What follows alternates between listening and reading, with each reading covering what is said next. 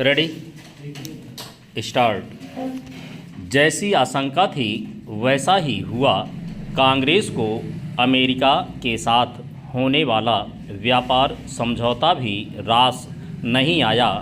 जैसे ही अमेरिकी राष्ट्रपति ने भारतीय वस्तुओं पर टैरिफ 50% से कम कर 18% करने की घोषणा की, वैसे ही कांग्रेस ने आपत्तियां उठानी शुरू कर दीं।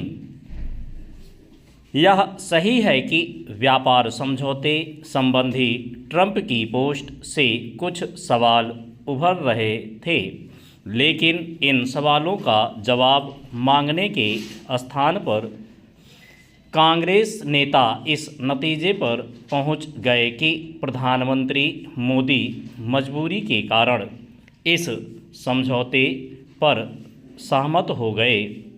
राहुल गांधी ने तो यह कहने में भी संकोच नहीं किया कि प्रधानमंत्री ने किसानों की मेहनत को बेच दिया।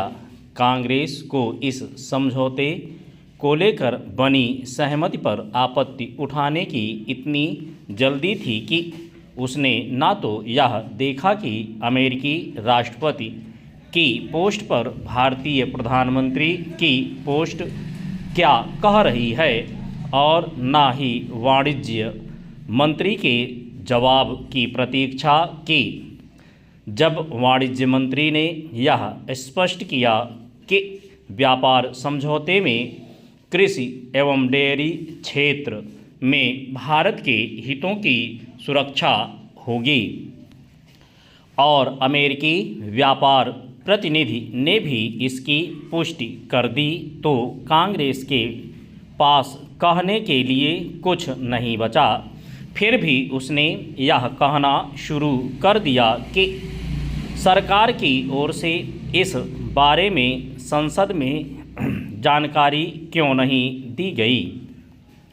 हालांकि वाणिज्य मंत्री ने उन परिस्थितियों का उल्लेख किया जिनके चलते वे संसद में चाहकर भी बयान नहीं दे सके, लेकिन कांग्रेस को संतोष नहीं। चंद कांग्रेस की ओर से अमेरिका के साथ होने जा रहे व्यापार समझौते पर सवाल उठाने का सिलसिला कायम है। उसके साथ साथ कुछ अन्य विपक्षी दल भी ऐसा ही कर रहे हैं। सामान्य समझ यह कहती है कि किसी भी समझौते या सहमति पर सवाल उठाने से पहले उसका विवरण सामने आने की प्रतीक्षा की जाए, लेकिन आज की भारतीय राजनीति में इस समय के लिए स्थान शून्य होता जा रहा है। इसके स्थान पर विरोध के लिए विरोध का झंडा उठाने की प्रवृत्ति बढ़ती जा रही है। वैसे तो हर दल विपक्ष में रहते समय इसकी प्रवृत्ति का परिचय देता है, लेकिन शायद कांग्रेस ने इसमें महारत हासिल कर ली है।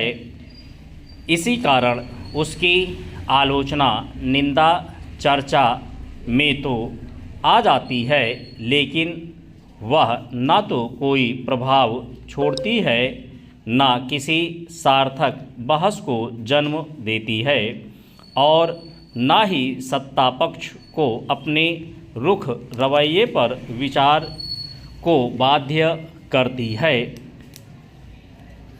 विडंबना यह है कि चुनाव दर चुनाव पराजय के बाद भी कांग्रेस यह समझने को तैयार नहीं कि विपक्ष का काम केवल खोखली आलोचना करना या फिर सनसनीखेज आरोप उछालना भर नहीं है।